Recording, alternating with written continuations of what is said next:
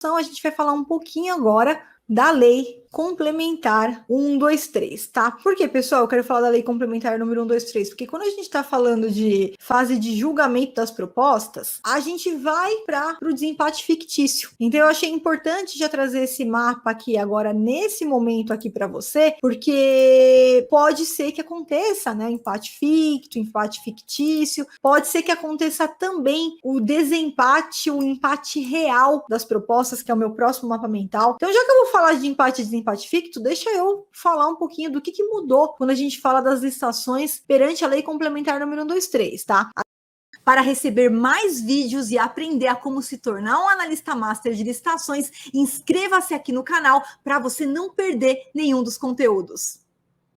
A Lei Complementar número 123, ela continua se aplicando às licitações da 14.133, a gente vai ter a aplicação normal da Lei Complementar número 123, mas teve algumas alterações. E como a Lei 14.133, ela é a mais recente, a gente tem que aplicar exatamente como o legislador da 14.133 quis que fosse aplicado. E o que isso significa? Isso significa o seguinte, primeiro ponto que o legislador trouxe, olha, aplica-se sim às licitações, a todas as licitações da 14.133, os artigos 42 a 49 da Lei Complementar número 123. O que isso significa, Flávia? Isso significa que a gente vai ter aplicação do empate e desempate ficto. O que é o empate e desempate ficto? Quando termina a etapa de lances, acabou a etapa de lances, ou numa disputa que não tenha lances, eu abri todas as propostas, coloquei numa ordem classificatória, se o primeiro colocado não for um dos beneficiados da Lei Complementar número 123, microempreendedor individual, microempresa, empresa de pequeno porte, todos aqueles equiparados, né, na Lei Complementar número 123, se não for um desses sujeitos, é uma grande empresa, empresa de grande porte, eu vou ter que analisar se existem empresas empatadas fictamente, isto é, né, se eu estou diante de um pregão, é até 5%, e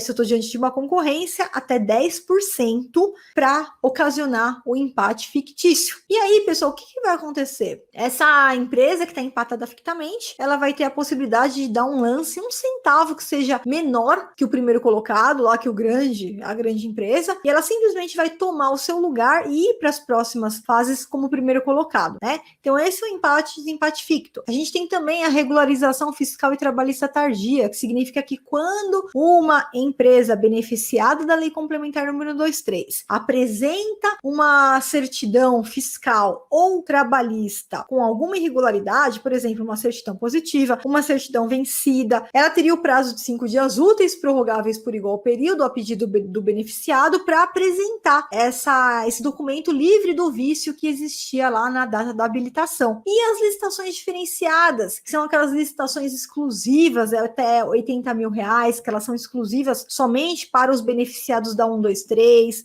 cota reservada, subcontratação, aquelas licitações diferenciadas que a Lei Complementar número 123 traz, tudo com um regime favorecido para os pequenos empresários, né, as pequenas empresas, microempreendedor individual e os equiparados lá da Lei Complementar número 123. Qual que é a diferença? Qual que é a mudança para a Lei 14.133? A Lei 14.133, então, ela trouxe a seguinte disposição, é o seguinte, vai se aplicar a Lei Complementar número 123 nas licitações aqui da 14.133. Beleza, ótimo. Vai ter um porém. Não vamos aplicar esses benefícios, a gente não vai aplicar o regime jurídico diferenciado quando o valor estimado daquele item, daquela licitação para compra, aquisição de bens ou serviços em geral, for maior que 4.800.000, que é o teto da empresa de pequeno porte, que está lá no artigo 3º da Lei Complementar número 123. A gente sabe que quando a empresa extrapola esse valor, ela tem que desenquadrar. Então, eu sou uma empresa de pequeno porte, extrapolei 4.800.000, eu preciso desenquadrar. Não posso mais oferir os benefícios como uma empresa de pequeno porte, né? Então, a lei vem e diz o seguinte, você vai participar de uma licitação para compra de produtos ou para serviços em geral, e o item que você vai participar, né, ou a licitação, o item que você vai participar, que você escolheu para participar, ele é maior que 4.800.000, ele é maior que o teto da EPP, então você vai participar, só que sem os benefícios. Não é que a empresa não vai poder participar, ela vai participar normalmente. A micro, a pequena empresa vai participar, só que ela vai participar sem oferir os benefícios. Então a gente não vai ter aplicação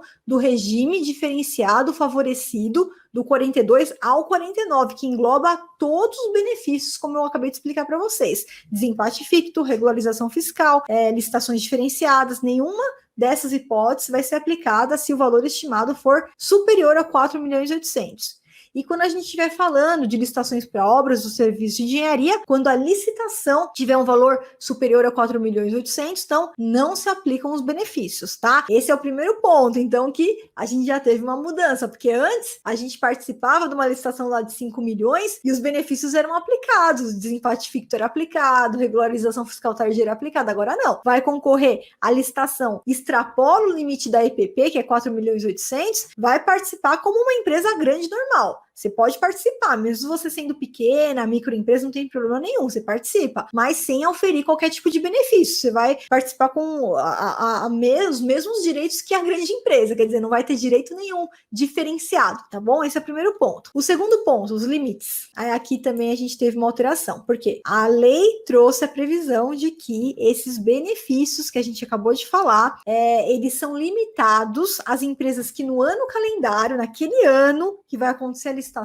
elas não tenham firmado contratos com a administração cujos valores desses contratos somados extrapolem 4.800.000. E que esse limite de 4.800.000 ele deve ser considerado por ano, valor anual do contrato. Ou seja, se eu estou com um contrato, aqueles contratos que extrapolam a vigência, que podem ser prorrogados por vários anos, né?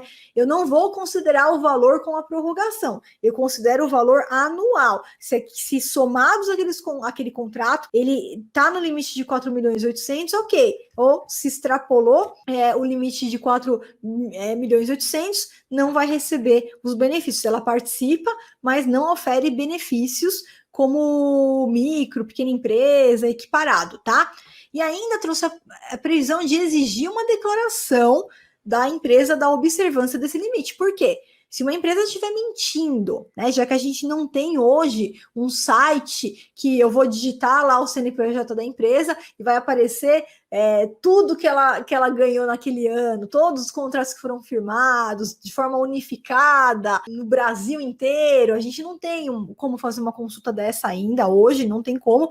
Então, para ter uma forma de vincular o licitante a falar a verdade, e que se ele não falar a verdade, ele vai responder administrativa e criminalmente por isso, eu vou exigir dele uma declaração que ele está dentro desse limite. E uma declaração que ele está dentro desse limite para ele oferir os benefícios. Por quê? Se essa declaração for falsa e depois eu descubro que essa declaração é falsa, além de eu punir ele num processo administrativo aqui, eu também vou remeter cópia desse processo para o Ministério Público e ele vai responder criminalmente por declaração falsa, tá? Como ele firmou uma declaração falsa, isso é crime e ele responde criminalmente também. Perfeito, pessoal? Depois que a gente viu, então, a questão da Lei Complementar número 123, deixa eu mostrar aqui para vocês, então, agora, o nosso próximo mapa, que já é gancho com a Lei Complementar número 123, que são os critérios de desempate. Então, vem comigo que isso aqui é muito importante. Aqui, ó, deixa eu abrir esse mapa aqui para vocês, tá aqui. Imagina o seguinte, a gente terminou a etapa de julgamento das propostas, aplicou ou não aplicou desempate ficto, enfim. A gente tem duas empresas do mesmo porte, porque o primeiro ponto que você tem que aplicar não é esse critério de desempate, não. Primeiro coisa que você vai aplicar depois que terminou a etapa de lances ou a etapa classificatória das propostas é verificar se tem empate e desempate ficto da Lei Complementar número 123. E para você receber mais vídeos para aprender a como se tornar um analista master de licitações e também ajudar a outras pessoas que precisam se tornar analistas masters, inscreva-se aqui no canal. Para isso, é só você clicar no botão inscrever-se.